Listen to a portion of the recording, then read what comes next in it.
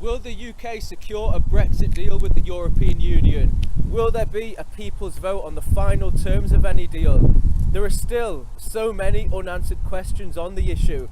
But as uncertainty continues to mount, I spoke to campaigner Randeep Singh Sidhu, a senior policy advisor with public and private sector experience, to hear why he is campaigning for Remain based on Sikh principles. What was it that actually drove you to campaign for Remain based on Sikh principles? When we talk about Sikh principles, to me, the core principles are equality, being tolerant, and compassion, and all of these principles come from essentially from the moral compass that was installed in us by our Sikh gurus, and these principles help us, and this moral compass help us on our day-to-day life make the right decisions, right? But the Sikh gurus went a step further. They showed how to put these principles in action. So whether it's setting up gurdwara to establish cities, to help the very vulnerable in society with access to clean water, justice, food, shelter, fighting for rights, equality rights, doesn't matter what your gender is, your social or your economic status.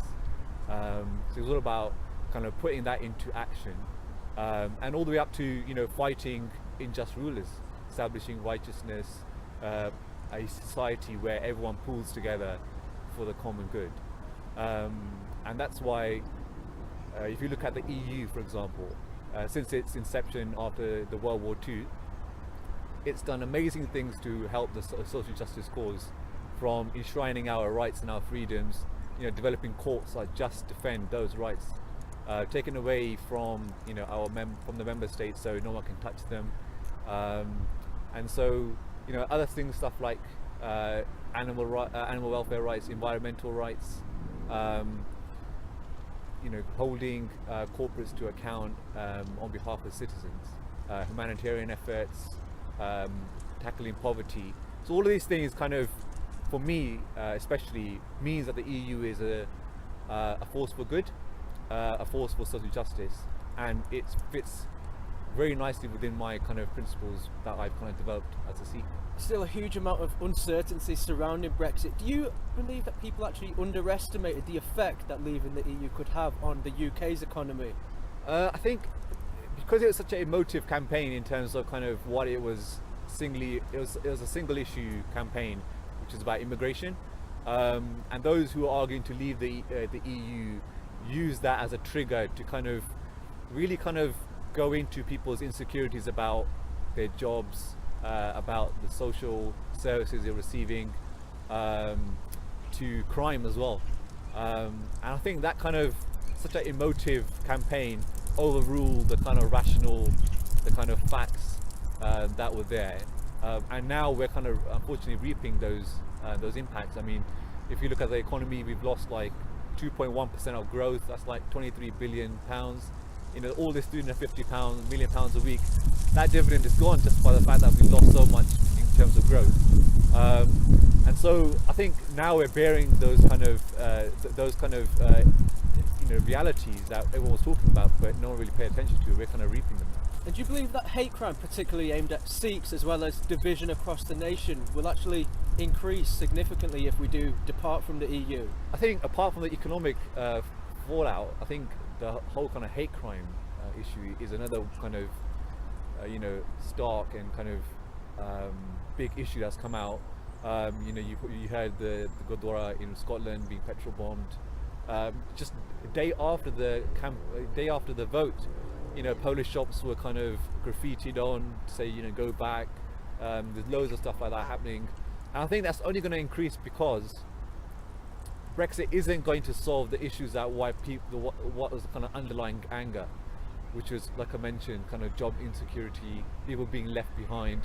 Brexit is not going to solve that. It's going to make it worse, because what's going to happen is the economic shock is going to impact the amount of tax we generate, the amount of money that goes back into our schools, our hospitals, and our social cares.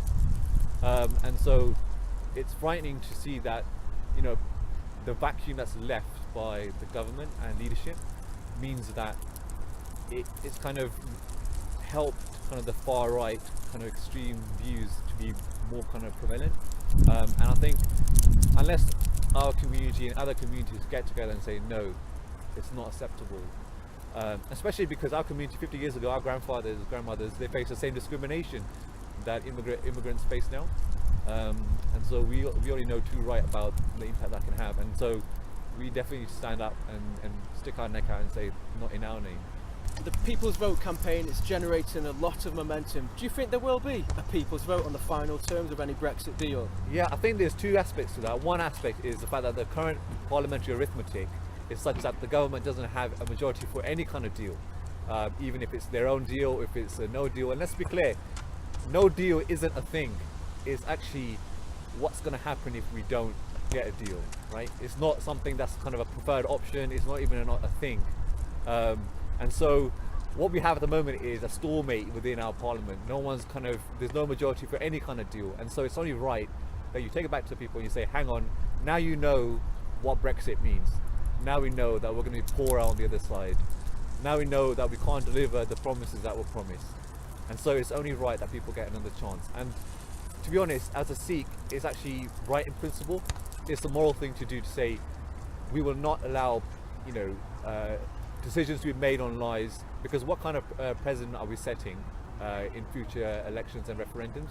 And I think momentum's really there now. I think people should be pushing their MPs to say, hey, I want another say in how my future is and my children's future plans out. And what do you say to those people who claim the Remain camp are purely scaremongering? We've already had a People's Vote, we've already voted to leave the EU. I think it's firstly, it's really important to say it's not a second referendum. What we're saying is it's a final say. It's about giving the people the opportunity to have a final say. Now that they know everything that's going on, at the government's own admission, this is the worst option for the country in terms of what it's going to do to our economy, our society. And so this is probably the first time in our history our government has admitted that that's the case.